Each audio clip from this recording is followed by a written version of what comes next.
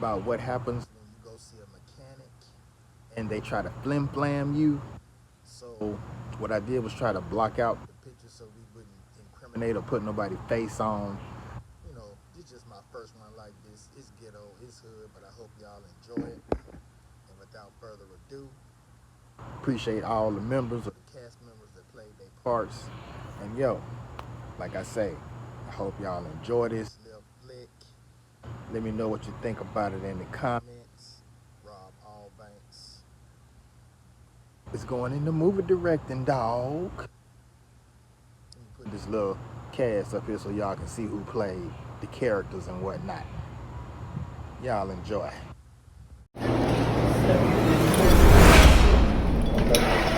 Now, when I brought it down here, I asked you to see, we discussed about seeing what was wrong with it. We ain't said we was going to work on it. That's what we said when we talked. We said you was going to see what was wrong with it before we get anything about the money involved in it. Okay. Now, you called me and said I was already 750 in the hole. That's right. Now, I'm trying to see how I get 750 in the hole, and I ain't never agreed for you to exchange that now because I had a battery in there, and I know about my plugs. Like I said, my plug was good, and then you said something about timing, and then the truck still don't run. Yeah. Now I'm trying to see where all that come in. How I owe you 750. That's what I already done to the truck. What did you do? I Besides change the battery. I put a battery in, put some populars in, I put a pickup inside the screw. And I've been checking it, you know what I'm saying? I've been troubleshooting. Okay, but we never agreed to that. How you expect me to find out wrong with it if I don't work on it? Right. Why you bring it up then? You got got to work on it. We thought you were doing a diagnostic. Yeah. What? This a part of me finding out. Okay, look at those. What you saying to me? I don't understand. No, I'm making on for the show. I'm trying to say how I owe you 750. That's how you owe me 750. Oh, What I done? your diagnostics, 750. My diagnostics in the part that I put on the truck. But I didn't say put no parts on there. But I have to start something. Okay, You know, we okay. got any car in here. I have to start I somewhere. understand that. So, Oh, okay. So what can you take your parts that you put on there off and put my parts back on there? No, the battery is the core, it's gone. The spark plug, they gone. I mean, But Why you didn't call it let me ask you a question. Why you didn't call it Before you started working on this vehicle, why didn't you say, hey, in order for me to do anything, I need to purchase a battery. I need to do this. I did. When did you do that? I called you for it. I need a battery. I got started battery. I called you. You did. Yes, I did. But I didn't tell you another bad phone. We never had that conversation. The conversation you called me and told me what you did, and then you told No, me I owed you $700. it's not what we're trying to do. No. We're gonna let me tell you what we feel is that you trying to hoodwink us. But let me finish before you get through. Because first of all, you said you've been working on cars for 40 years, right? I've been doing them for 37. Not physically working on it, but I know a lot. Let me finish before you get started. Ain't no way I'm gonna take my car to a shop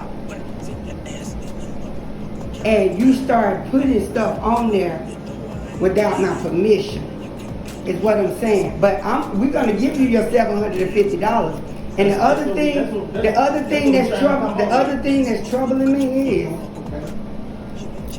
That's what I'm asking. if you charging me $750 to put on my truck, what you put on? Yes, sir. he charging you $750 for a battery, some spark plugs, and his diagnostic. But we never agreed to that.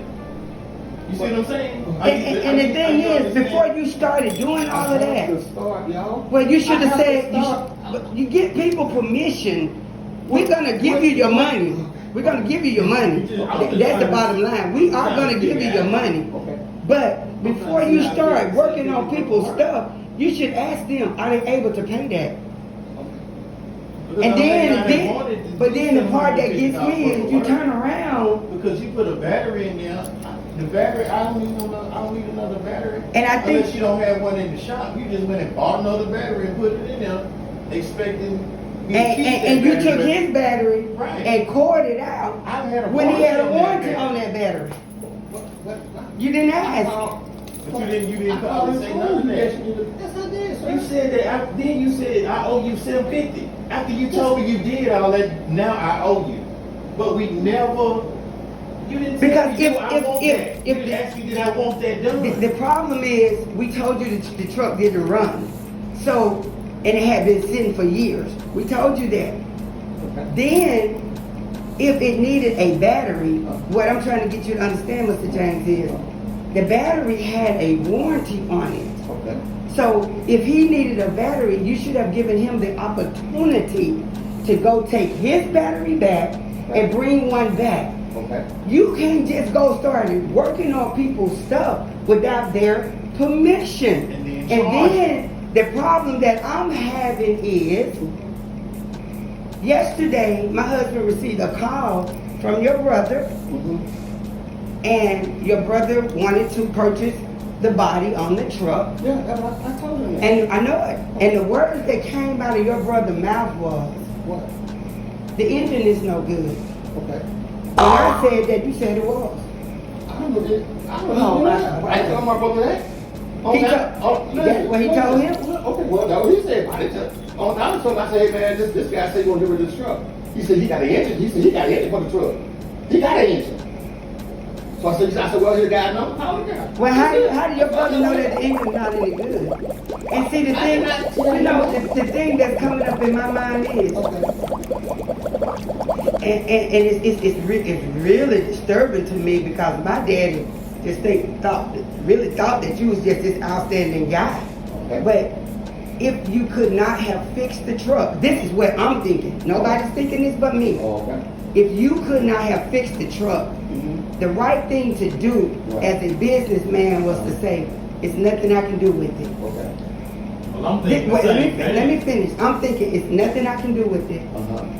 And if you don't want it, or if it doesn't mean anything to you, then I may know somebody that can take it off your hands.